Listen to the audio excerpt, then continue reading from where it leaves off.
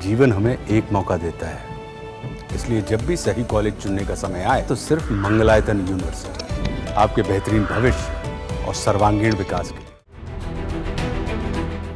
Delhi high court के जज यशवंत वर्मा पर अब जो है लगातार सवाल उठ रहे हैं। इसी बीच ये जो मामला है राज्यसभा पहुंच चुका है। राज्यसभा में आज जब ये मामला उठा तो उप राष्ट्रपति और राज्यसभा के जो सभापति हैं जगदीप धनखड़, उन्होंने इस पर बयान दिए। ये ताज़ा अपडेट इस वक्त सामने आ रहा है। जगदीप धनखड़ का रिएक्शन आया है दिल्ली हाईकोर्ट के जो जज हैं उन पर। उन्होंने कहा है कि जो उनके घर से करोड़ों का जो कैश मिला है, इसके बाद जो पूरा मामला बढ़ा तो आज राज्यसभा में ये जब मामला उठा तो राज्यसभा जब पहुंचा तो जगदीप धनखड़ का इन पर रिएक्शन आया।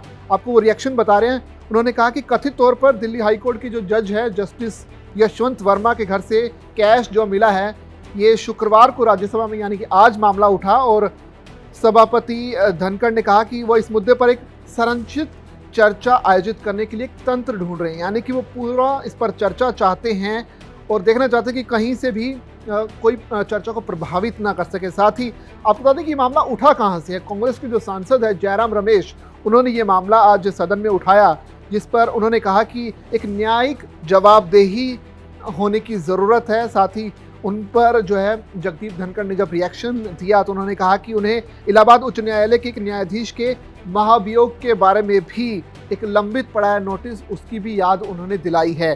तो एक जज की पहले महाभियोग की जो याचिका थी लंबित होने की, वो भी पेंडिंग पड़ी थी, उसको भी याद दिलाया।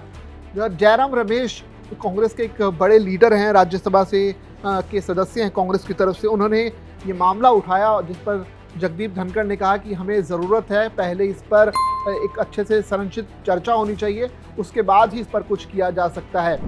This morning we have read about a shocking case of huge amounts of cash unearthed at the residence of a judge of the Delhi High Court. Earlier, 50 members of parliament have submitted a notice to you regarding certain remarks that were made by a judge of the Allahabad High Court. You yourself have repeatedly called into question the urgency for judicial accountability. You have in fact directed the leader of the house on this issue. Sir, I request that you please make some observations on this and give necessary directions to the government to come up with a proposal for increasing judicial accountability. 55 members of this house, and I have taken all necessary steps to get their verification. First mail was sent to all of them, and the good thing is most of the members have responded positively, helping me perform my duty. Some members are yet to do. A mail reiterating the same has been sent to them. I have taken all procedural steps.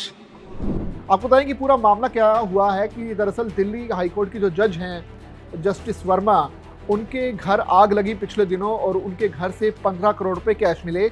जब दमकल की team वहां आग बुझाने के लिए पहुंची तो वो कैश देखकर हैरान रह गई। इसी तरह से ये मामला सुर्खियों में आया। उसके बाद कॉलेजियम ने उन पर जांच का बैठाई और उसके बाद उन्हें ट्रांसफ़र करने की सिफारिश की गई। ट्रांसफ़र भी कहाँ? इलाहाबाद हाई कोर्ट में। अब इलाहाबाद हाई कोर्ट का जो बार एसोसिएशन है वो इस बात से नाराज़ है और वो एतराज़ जता रहा है कि उनका ट्रांसफ़र जो है इलाहाबाद में नहीं होना चाहिए।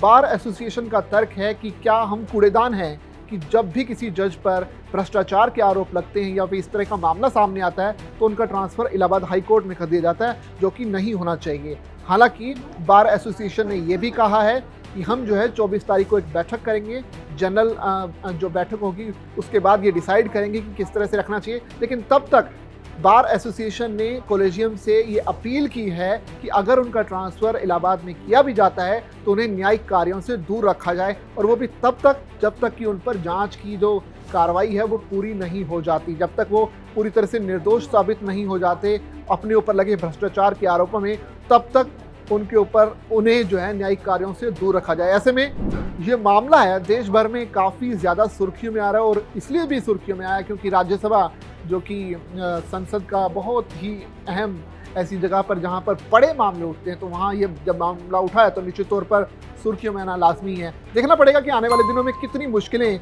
जस्टिस वर्मा की बढ़ने जा रही हैं। आप बने रहिए दैनिक जागरण के साथ।